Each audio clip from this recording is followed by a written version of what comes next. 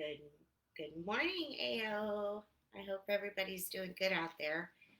I think this has started. I don't know. It says my little screen thing is just spinning, so I don't know what's going on. But anyway, I'm here to answer some questions. My name is Shelley Merrell. I own a fire protection company in Ventura, California, and I apologize to all of you who are in the snow, buried to your necks in snow out all over the country. So we don't have that problem here, but I'm soon going to see it in Nashville. I'm excited to get to AO Live. It's going to be great. Okay, so my first question is from Heather Brockman. I'm wondering how to handle my management team fraternizing with my grooming staff outside of working hours. Her background. I want everyone in the company to get along, but I'm hearing and seeing members of my management team hanging out with the groomers, and this has caused issues in the past. Groomers then expect better shifts, dogs, special privileges, etc. Where can I cross the line as a leader between making sure work stays professional, or is what they do on their personal time none of my business? This is often an issue with companies, and I've had this issue as well too. It's actually, in my opinion, up to your management team to control that.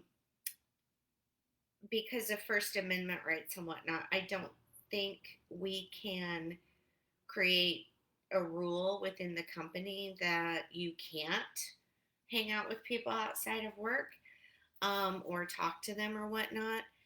But what I would do in that particular case is I would pull my management team together and really emphasize on um, professionalism, maybe send them to a management class or leadership or something.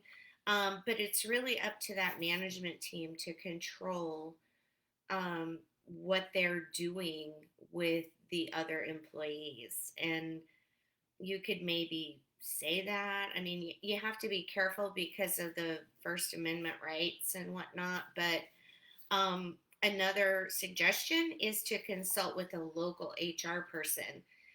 With you being in Texas, there may be different laws there that pertain to this that you can implement and whatnot. So I would consult with a local HR person and get opinions on that. But again, I think it's up to the managers to be more professional and to um, control that. Okay, I have another question from Heather. Love you, Heather. Can't wait to see you. Um, is there an average training period I should be working towards with my new hires? We currently have our on the job training set at 80 hours to cover all aspects of the company, the processes, the vehicles, and this is all followed by a test to make sure they understand and can implement everything. It is paid training, of course, but for groomers who are used to making commission, this is a drastic change. It's $100 a day for paid training. This may have cost me a new hire. I'm now wondering, do I keep the training through thorough and mandatory 80 hours so it is the same across the board, or do I tweak it for each person? In their elevator pitches, we offer high-end holistic grooming experiences for busy pet owners whose animals are part of the family. I love my animals, as you all know. Um, Regarding this, what my very first question is, have you evaluated the 80 hours of training? Have you looked at if during those days that they're going through the training, are they maybe at the end of it, are they starting to seem bored? Do they seem like, yeah, I got this? Or what? I mean, I kind of view that as like a GED versus a diploma. If if a person has already been through a lot of this training and experienced a lot of this stuff, they may not need the same amount of training as somebody who's brand new, to completely green to the systems. So I would kind of look at if there's like a test out process, maybe. Maybe it would be a few days of training, and then somebody could kind of test them on what they know on the systems, or go through the vehicle and show them what, show the trainer, this is what this does, this is what that does. That would verify that yes, they do indeed know what's going on and how to use this stuff. Yeah, it may go down to tweaking it for each person, because you don't want to waste their time either. And the sooner somebody can get on the road, especially if you've got somebody who is experienced in this stuff and doesn't take a whole lot of instruction, you can get them on the road faster. So that's even better for you too. So that's my opinion. Okay, the name, or the next question is Allison Koyanagi. I think I got that right. Okay. How do you deal with employees lying to you? I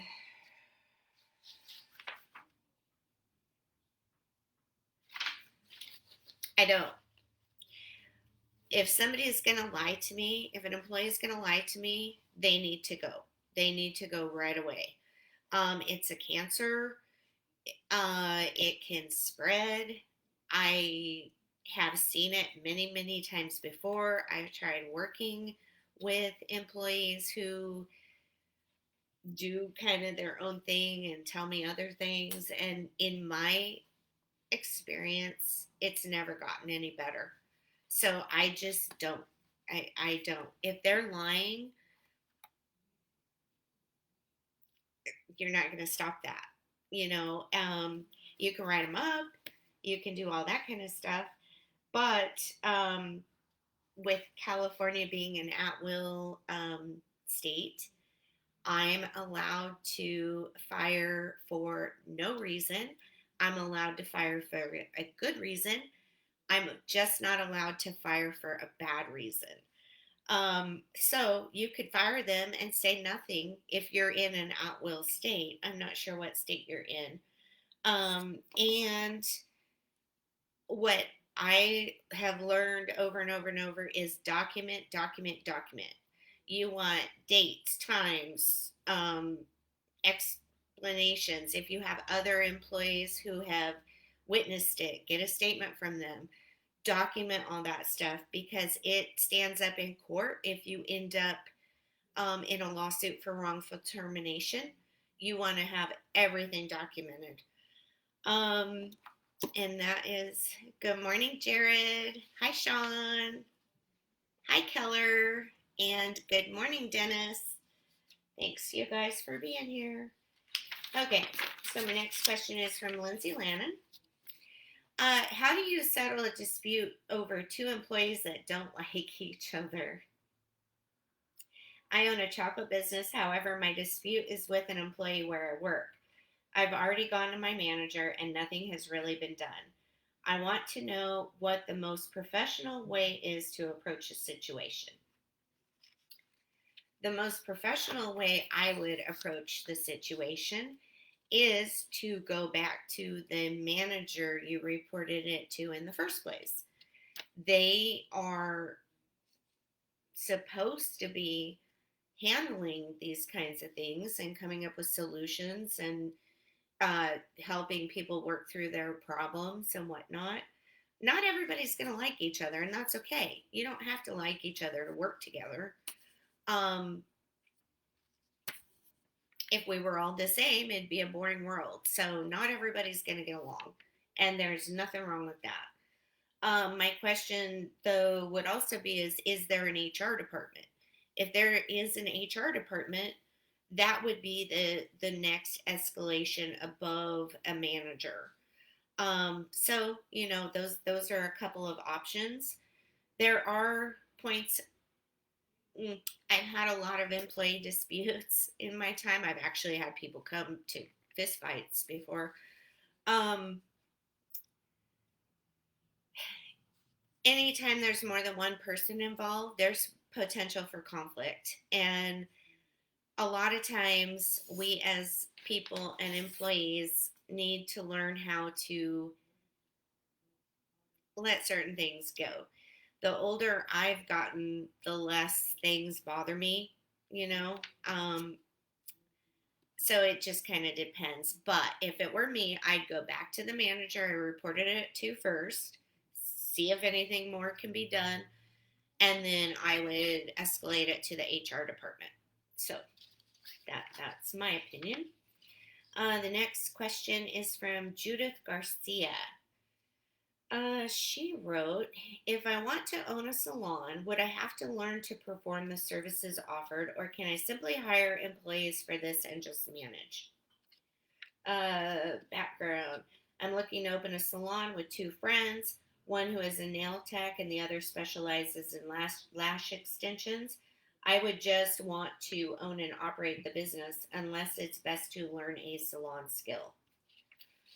Um, I know that there's many business owners out there who have multiple businesses and they do this, and it's not uncommon for a business owner to know nothing about the business.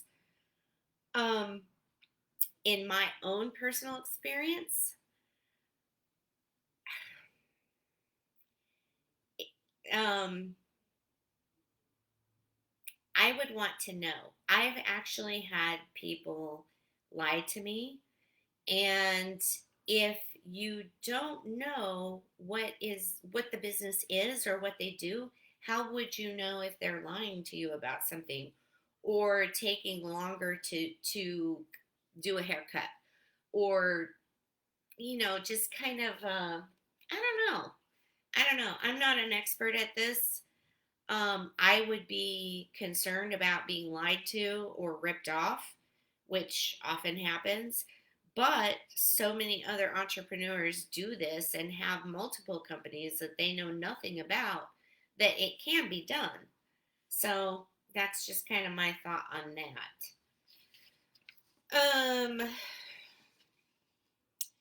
The next question is from Nigel. Hi, Nigel. She says, I have brand colors on my mind today. How important is color choice?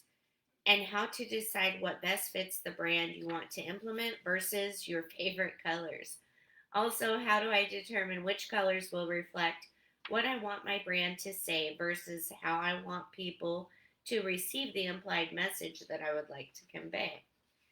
Her background is, I'm excited to be entering into a new career, the art of massage therapy. I have the privilege of working for a major brand company for the next year that will help me with a portion of the tuition. During the next year, my goals are to improve my techniques and skills and start my business, my brand, and my reputation for my business. My favorite color is deep turquoise, similar to blue-green color combination. I've considered turquoise, black, and white to be my brand colors. Um, I recall Sean posted a whole segment on colors and what they represent or what the subliminal messages is for them. Personally, I like your color choice. For massage therapy, turquoise is a very relaxing color. I don't see why that couldn't be incorporated in. Um, but I would go back into the resource center and look up what Sean had posted about the color meanings and kind of do some research there and see if that gives you any more information. I'm not a branding expert. I'm in the fire protection industry, so my colors are red, black, and white. That's red fits with fire, and that's just how it is. So, and I'm not changing. Um, but again, if I were asking the same question, I would definitely go back and research what Sean had posted about all of the the color meanings and really kind of nail that down. Kimberly Vincent. Hi, Kimberly. We're going to miss you at AO Live. Um, Kimberly's question is, how do I recruit more massage therapists into my team when I'm hearing that the word on the street, it's a small town, is that I'm hard to work for based on these two past employees? Her background: I've owned a massage therapy and wellness clinic in a smaller city for nearly 20 years. We have an excellent reputation for the work we do for our clients. I've always done my very best to support my staff. About a year ago, I hired two friends who over time became difficult to lead, and I struggled to keep them happy, although I didn't want to let them go because they were busy and created decent revenue for the clinic. Eventually, the relationship deteriorated and they both left my clinic, but not without taking to social media and word of mouth afterward with complaints and even falsehoods about me as a boss and therapist, to the point I had to issue cease and desist letters from my lawyer's office. In a small town, these things can cause serious impact. Now, 6 months later, as I am struggling to grow my team again, I'm hearing that possible candidates aren't applying because they've heard that I'm hard to work for. I'm really struggling with this because I know I did everything I could for them and it still ended badly. I need to grow my team. I appreciate your advice and taking time to answer my question. Kimberly, you and I had a conversation about this off of the live session, and I stand by what I said before. I know you, and everybody in here would probably have a hard time believing that you're hard to work for. Um, Actually, it's not a bad thing to be hard to work for. That means you have standards and processes, and you expect people to follow them. However, what I think, in my opinion, what I would do if I were in your situation, I would do what I said. I would get a batch of Michelle's Sugar Path cakes, the little cakes in a jar, take them into that massage school where all these kids are graduating from, and start getting to know the instructors who pass along the information on where they can get a job. I think it's important that people get to know you so that they don't believe the trash talk. I mean, there's so much hate out there anyway. I mean, I think at this point, I know I just kind of take everything with a grain of salt when I hear something about somebody. Um, but I know it's definitely an issue for you. And oh, and another thing I had suggested was doing more videos that you can put out like on your website or something like this where you go on live on your own social media and talk about fun stuff, and people get to know you, they get to know your personality. We see that with celebrities. We can, I don't know, you can have this celebrity that you watch forever and a day and you feel like you know them. And so maybe kind of getting that persona out into the public might help with these challenges, but you will overcome this. There's haters everywhere, and yes, it can be very devastating to a business, but I truly believe you will prevail just because you're you. That's my thoughts. Jake Carlisle. How do I make big time connections without feeling insecure? The background is I feel like I would not belong with the big boys, at least not yet, because I haven't done much. I feel like they wouldn't take me seriously, and he's in real estate. Um, Insecurity is a tough thing. It all stems from, self confidence. And this goes back to what Sean always talks about is becoming an authority expert. If you are an authority expert and you know what you're talking about, that confidence is going to automatically come out. Insecurity typically comes from maybe not knowing certain things or this, that, and the other. Like, for instance, I would never, ever in a million years talk wine with Sean because I know nothing about it. But if you're an authority expert, you'll be able to carry on a conversation. I happen to be the kind of person that can walk up to anybody and talk to them. I'll talk to the janitor as well as I'll talk to what's his name? I walked up to Steve Ballmer, the owner of the Clippers, one time, and he's like a bazillionaire, whatever. I walked up to him and we had the best conversation, because we were just talking basketball. And so it's all good. But if you know what you're talking about, that confidence is then going to go through. I think being in this group will help a lot. Keep doing your Flex Fridays, sharing, asking questions, watching the mentor sessions, practicing on your own. You could even video yourself talking about an issue and just kind of see how you come across. There's nothing wrong with that. You can always erase it, delete it, whatever. But insecurity, it can be overcome in time. It just takes a lot of self-talk and you actually believing that you belong there. And if you're an authority expert, you're going to believe that you belong there. So that's my take. Mark McDowell. Hi, Mark. How important are business cards today, and what things should I be sure to include, and is design that important?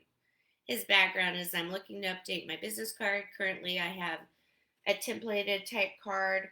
I like it, but I want something different. Are business cards really important, as important of a tool as they used to be? What kinds of things can I include on the card to really make them stand out? And is the investment worth it? Elevator pitch. Commercial and personal insurance. Focus is mostly on small to medium-sized business. Okay, so over time, I know that most high-end business owners no longer use business cards. It's very rare that they have them, and I've heard some other mentors talk about this, and they'll just say, hand me your phone, and they'll put in their contact information, and then you're connected. I personally prefer to have a business card. I keep the business cards I get, and I refer back to them for things at times, because I don't want all those contacts in my phone. I won't remember who they are or what they do or anything. So for me, I personally prefer that. Several years ago, or I guess it was in 2016, I had a session with Barbara Corcoran from Shark Tank. And the one thing that really stood out to me that she wanted me to do is she said, put your face on everything. That is your brand. If you are doing business cards, put your face on it. If you're doing whatever you're doing, put your face on it. That had been her advice. And so I tend to agree. I think people look at those pictures and can tell whether you're an honest, trustworthy person, or at least they get a perception that you're an honest, trustworthy person, or you're not. Or it also gives a level of trust that you would be willing to put your face on something. Anyway, there's a whole philosophy that goes into that. I prefer business cards. A lot of people don't prefer business cards. It's really not that much of an investment.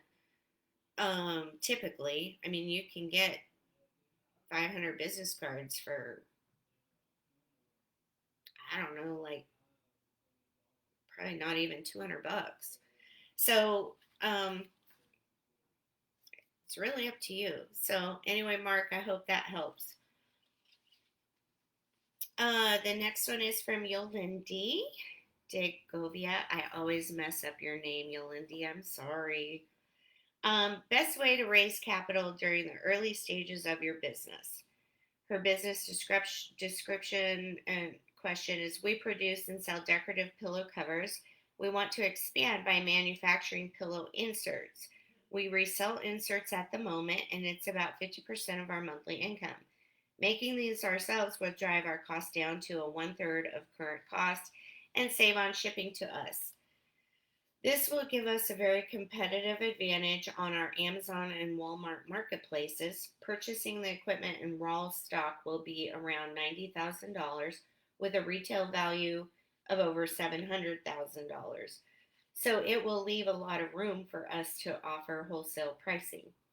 We will be the only manufacturer in the valley, which is a huge market advantage. Who do I approach? Venture capital, angel investor, private investor? I have my business plan, projections, last 2 years financial, business assets all ready to go. We're a mother-daughter team that designs and creates custom decorative throw pillows for home and business branding. And I love your pillows, by the way. They are so adorable. Um, this is definitely raising capital is definitely not my expertise. I personally have never understood the tax implications, the legal implications. Like, what if it fails? Are you going to be accused of raising money and then stealing? Like stealing. I don't know. So I'm not the one to ask for this, but I do know Sean and Jeff Bruno and Greg D'Amico and Joel Gandara and Peter Kozodoy. Those are all really great resources to get that correct answer. And if I were to want to go raise money, I would be contacting them as well.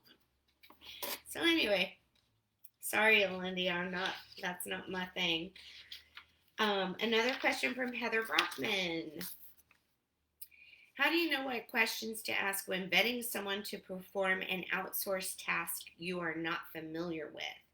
I'm looking to outsource my Shopify store for my grooming company, but know nothing about this area. I'm wondering where to find the best person for this job, and also what is the best way to pay someone for a position like this. We offer high-end holistic grooming experiences for busy pet owners whose animals are part of the family.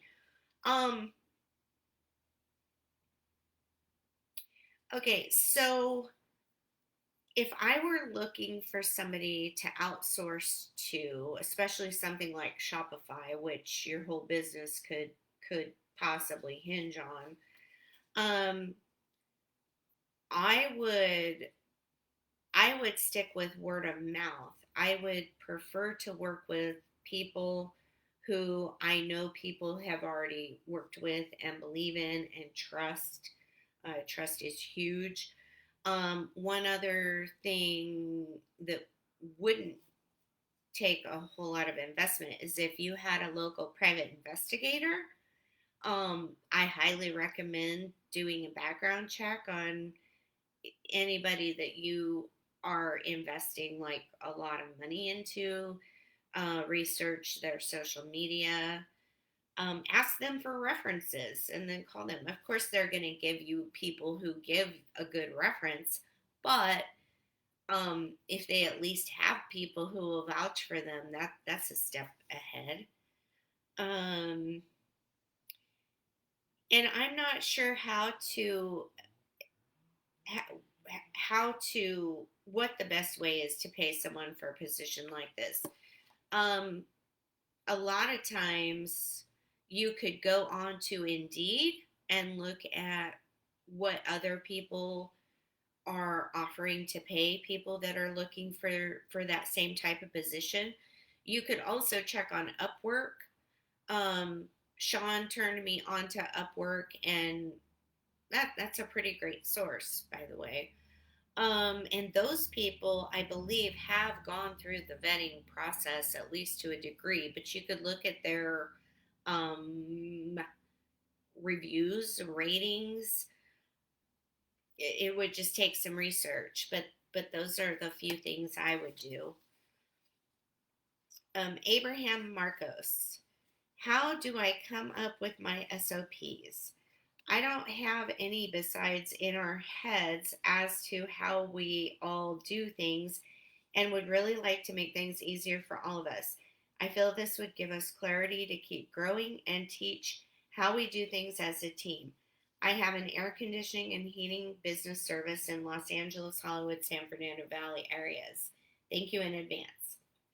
Um, Hi Abraham, we'll see you on Friday. Okay, so it's a tough task to get your SOP out of your head and onto paper. It really is. Um, what I do is we have whiteboards or sticky notes. Sticky notes are fantastic. I'll use great big like war room type sticky notes, and I will actually diagram out a process. I will, put it in the steps in order. I can go back, I can edit, I can change. I put those on the wall. I talk myself through them. Um, that's one of the ways you can get it onto paper. Another thing you could do is video record, whether on Camtasia or Loom or on your own phone.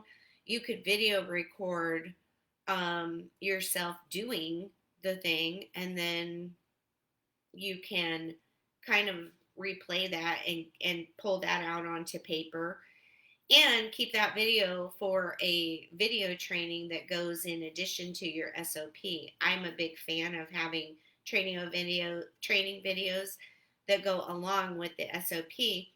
And then on top of it, you can take all that and upload it into Trainual. Sean worked out a deal with the Trainual people, and I think it's 10% discount. I'm not sure. Um, but you there's ways of doing this. It is a task. When I am doing this, I have to really take time and just sit and make that decision that I'm going to get this task on paper.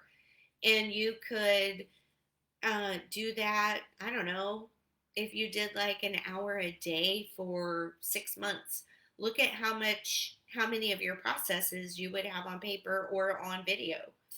And then I've heard, I think it was Sean had made that recommendation before, that if you made the video, you could then turn around and hire a virtual assistant and put it on paper if you don't have somebody else that could do that for you. But it's a daunting task, but a very important task, especially for growth.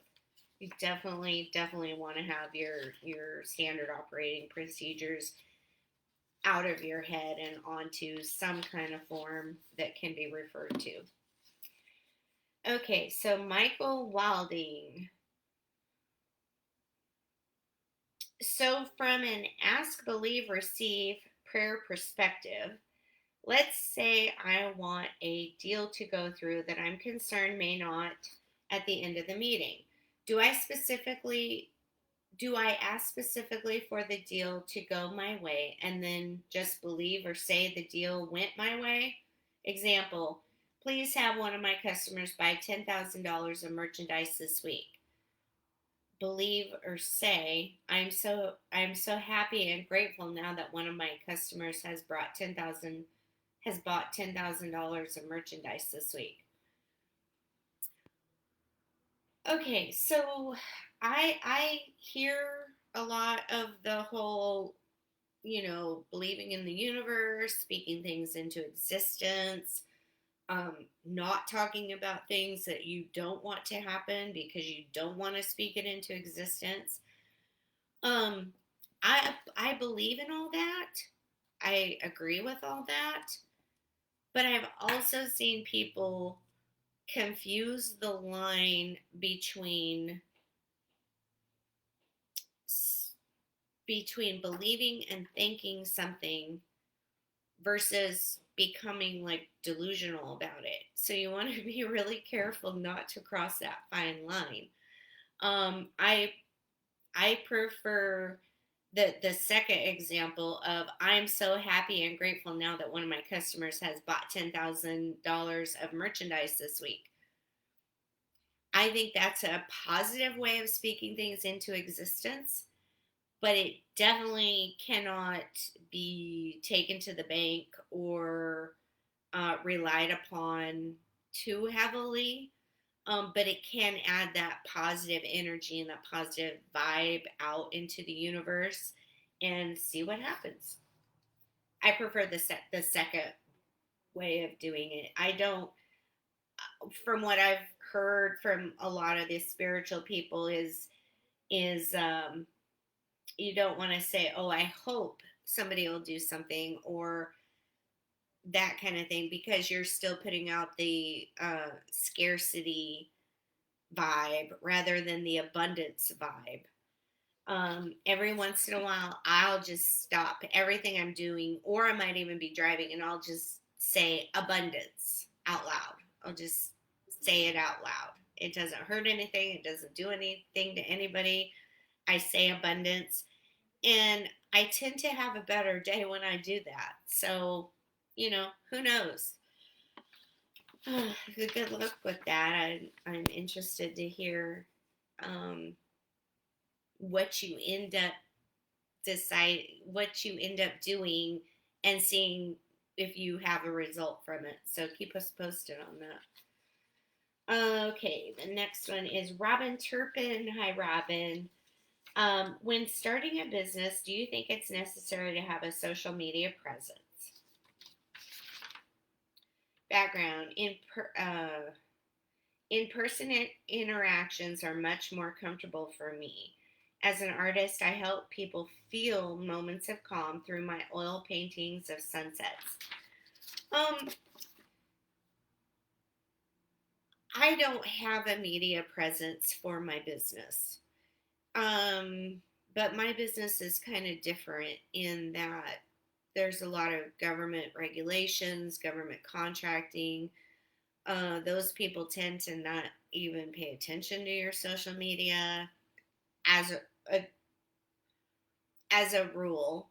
I haven't had anything go bad from my social media presence, but I think having a social media presence is never going to be a bad thing. Um, it would be awesome if I were you and I were doing oil paintings, I would even do some videos while I'm doing oil paintings and talk about how you made this cloud look the way it did, or stuff like that. That Doing videos like that and letting people get to know you, to see you, to see the feeling that you put into these oil paintings, I think would be a good way to establish a media presence, especially among other artists and whatnot. So, to answer your question, I think it can't hurt. As long as it's positive and sticking with the oil painting business, yeah. Okay. Michelle Adams. Hi, Michelle. Okay, what are the considerations for switching an hourly employee to a salary employee? I own a food business, and labor is one of our biggest expenses, so I'm looking for ways to control labor costs. Elevator pitch is: needs something special to celebrate an occasion. I'm not going to go through the elevator pitch here. I'm just going to answer the question. um, some considerations I would take into account if I was deciding salary versus hourly is, will this person still put in their time? That happens a lot with employees when they get put on salary. They all of a sudden are off golfing and not putting in the extra hours and, taking advantage of that. If it's the kind of person that could still be self-motivated and still produce, then I don't see a problem with it. My particular employees are all hourly, because if we end up paying overtime or whatever, we're billing for that anyway. So it just makes sense for me to keep them hourly. And then I have records for the Department of Labor easier because they will pop in California and check out your stuff sometimes. Um, uh, the misconception about salary and versus hourly, and I'm not sure if this is for all states or if it's just California. Um, a salary person in California still has to be paid overtime. They still have to follow the um, over 8 hours in a day or 40 hours in a week, unless they are managing two other people. So there are certain exemptions that have to be fulfilled in order for them to be a straight salary person that doesn't have to track their hours and blah, blah, blah, blah, blah. So you might want to look into the legal aspects there in Illinois, and possibly consult with an HR expert for your area, because that can get sticky really fast. I know people here in California who was salary. They tracked their hours in their own calendar. Um, they were being paid the salary. The husband actually passed away. The wife took the calendar to a lawyer and sued and got all that overtime pay, even though he was salary. So there are certain misconceptions that need to be looked at and addressed first. And with your legal background, you got this. I keep mine hourly. That's just my preference. And my last question, because I'm rambling and wasting your guys' time. Sorry. My last question from Christopher Joseph.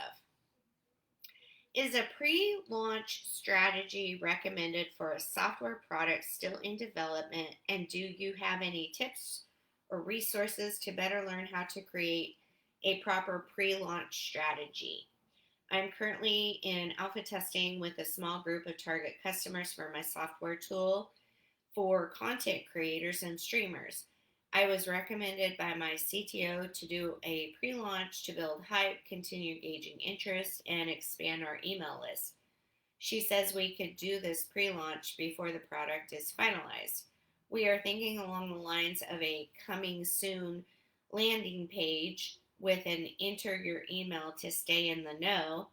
I would like to know your thoughts on how and when a pre-launch strategy should be executed. Thank you in advance. My first question is, does she know how to do all this? If she knows how to do all this, I don't see why it would. I don't. I don't see why it would be a problem. If she knows how to do all this, this is definitely not my expertise. I am going to have to be doing this same thing soon with a product that I'm developing also with Greg D'Amico that we've been working on for quite a long time. So I'm going to be paying attention to this as well. But I would, just thinking here for a second. If I were you, I would reach out to people who do this kind of stuff, like Greg D'Amico and Peter Cosadoy. It sounds like a great idea. If I was talking to your CTO, I would say, heck yeah, let's do it. So I don't see any problem with that, but I wouldn't know how to do it or when to do it. You need Peter or Greg that are more expert in that field to answer that question. But anyway, so that is all of my questions, and this was a very long session. Thank you for bearing with me while I ramble on. And I'm excited to see the ones of you that are going to Nashville for AO Live. Can't wait. Can't wait to be there. I'm excited, even though we're going to have rain, but that's all good. And you all have a wonderful day.